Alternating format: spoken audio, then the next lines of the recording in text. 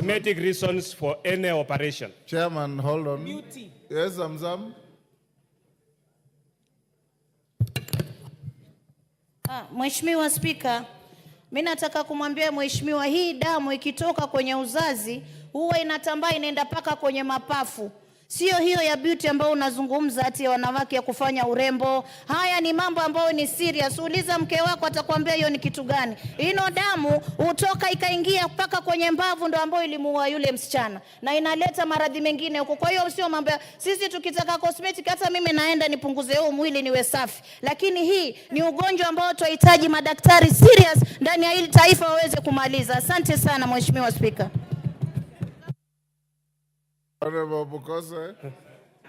Unfortunately, you know, I wouldn't want to go there, but just for record purposes, everything has, you're not listening to, it's not only one reason. One is cosmetic. No woman would want a big scar in her abdomen. Yeah, they wouldn't want a big scar. Two, they wouldn't want complications. I'll not say that. Nobody would want to stay in hospital for that length of time. They would want to stay in hospital for a short period of time. So when you make a small scar... Chairman, hold on. Right, Honorable Speaker, is it in order for the Honorable Chairman to say African women don't like scars on their body, while we know very many times, culturally, scars have been portrayed as marks of beauty around waists, faces, and breasts? Yes, Millie. Millie. Thank you, Mr. Speaker. Mr. Speaker, is the Honorable Chair in order to purport to speak with authority over things you know nothing about. He may be a surgeon, but he does not go through what we go through. So you cannot be an authority on our bodies. For those of us who may have gone through problems like that, cosmetic issues are the last of our interest. All women want at that point, yeah, this one is theoretical. At that point, all we want, Mr. Speaker, is to be well. We are not interested in cosmetics. So don't start with cosmetic. Sorry, Speaker. Hold, because, yes, Owen Bayer. Honorable Speaker, you know, this is very interesting. But I also want to say that Honorable Millie Odhiambo and Honorable Zamzam can speak from that perspective which they would like to speak to. But the Honorable Pukose is a renowned surgeon, a doctor, a person who understands the woman's body from a scientific position more than the women who are here. He is more versed to explain about a woman's body better than the women in this house. And therefore, allow the Honorable Pukose to give you what needs to be done. Honorable Speaker, I think we need to balance between politics, between populism, and the real issues that the Honorable Pukose is talking about. Honorable Speaker, protect Honorable Pukose, protect him. I beg you, Honorable Speaker, protect him. Deputy Speaker. Thank you, Honorable Speaker. When I speak with authority. A member of my own family had that challenge. I spent hours and hours with doctors. Eventually, I got an 80-year-old doctor who could do laparoscopic surgery. And they explained to us the reason why we needed to do it. And Honorable Pukose, you may be, let me tell you, the patient is the one who knows best. It is not the doctor. Medicine is proximate science. You decide my diagnosis according to what I tell you, not because of what you feel. So it is me who knows how my body feels. It is proximate science. So don't come and lecture us here that the doctor knows. The doctor has to rely. If I tell the doctor my head aches, even though it was my feet, he'll treat my head. So believe me, you're not an authority. It is the women who are authority. And let me quote, Oprah Winfrey once said, keep off my uterus. Order, Millie, this is not a public rally. Yes, let's now, Zamzam, let's hear Dr. Pukose. Okay. Thank you, Honorable Speaker. Ngoja Pukose. Zamzam. Mheshimiwa Spika, huyu ni surgeon. Aweza kuwa si gynecologist. Na yeye hana uterus. Yeye haendi kwa hedhi, mke wake ndio enda kwa hedhi, na kuna uwezekano mkubwa kuwa kwa familia yake hajapata matatizo kama haya. Hii kitu daktari ni serious. Watoto kuanzia miaka 13 wanaumwa tumbo. Ilikuwa mimi nikiumwa natambaa na wewe unaniambia yule mtoto maskini atapata wapi pesa za cosmetic? Tafuteni madaktari wasaidie wa Kenya hapa. Mambo ya kuchangia watu kwenda nje kutafuta matibabu ni makosa. Na tuna waziri ambaye ameingia, waziri wa kike, waziri ngangari. Enda mkae na yeye chini, awape mambo ya uhakika, mlete bungeni, si mambo ya Google. Hapa ni masuala ya maisha ya wanadamu. Asante sana Mheshimiwa Spika. Yes, Millie. Hold Pukose. Thank you, Mr. Speaker. We are not finishing, Honorable Pukose. Mr. Speaker, we just want him to be better educated. Yes. Mr. Speaker, I am bringing what is called the Family Reproductive Health Care Bill, based on my own personal experience on reproductive issues. Mr. Speaker, when I was in the office of the Attorney General, I was admitted, because I used to be admitted every month when I was on my menses.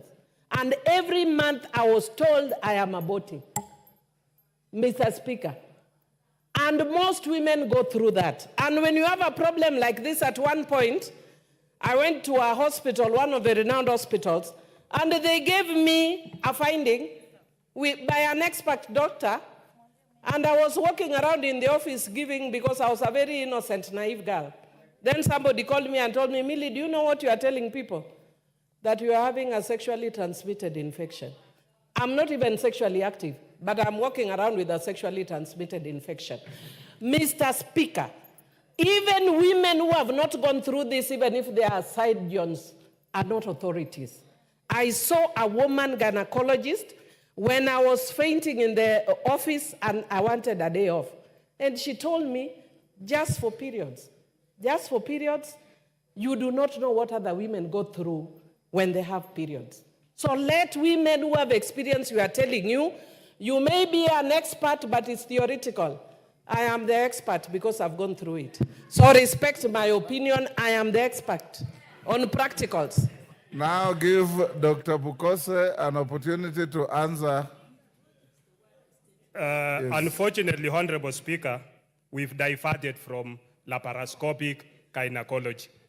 That is the basis. We were discussing laparoscopic gynecology, not the issue about whether you have endometriosis or do not have endometriosis.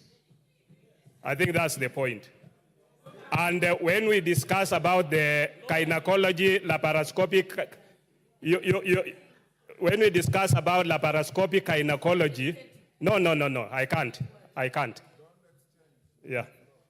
You know, you are a lawyer and I'm a doctor. I'll not be able to dispute your law matters, but allow me to make my statement as a doctor. We were discussing about laparoscopic surgery, and what we said is we have only 5 gynecologists trained in laparoscopic surgery. We do not have enough of them. I did not say, and then the other issue was plan, what the ministry is planning to do about educating the public about it. I'm not the ministry. Yeah? And the ministry is saying we are planning to, because endometriosis. You are the chair of the committee and you are speaking here on authority of the ministry. I withdraw that. On the issue about the plan for the ministry, you know, endometriosis issues started arising when we lost, there was a lady from the media whom we lost, and she comes from my county, Kitale. Yeah? So it started, you know, it started being highlighted about, because many of our ladies have been suffering from endometriosis, some of them quietly, some of them unknowingly. And therefore, this is something that has now been sensitized. And the ministry feels that we must be able to separate the myths from the truth, the facts, and be able to refer people to the right facilities where they can receive now treatment. And in the statement which I read, the only facilities, government facilities, where we have equipment, that is, we have laparoscopic equipment, is the Moi Teaching Referral Hospital and Kenyatta National Hospital. And that is where, those are the two facilities. And I think what the House needs to be debating is, can we be able to equip the other facilities, maybe in each of the counties, and train more of the 700 gynecologists we have, so that they can be able to offer facilities in the other hospitals. And I think that is the onus on this House to make that decision. Give them budget, give us budget, and we'll be able to buy them equipment, laparoscopic equipment, and even have one gynecologist or two per every county who are trained in laparoscopic surgery. Thank you. I think let's stick to laparoscopic surgery, not the side shows. Honorable Pukose. Order, Honorable Pukose, I heard you chide at my deputy as a lawyer. Are you aware that when you, as a surgeon, misconduct yourself in the course of your duty, you run to a lawyer to defend you?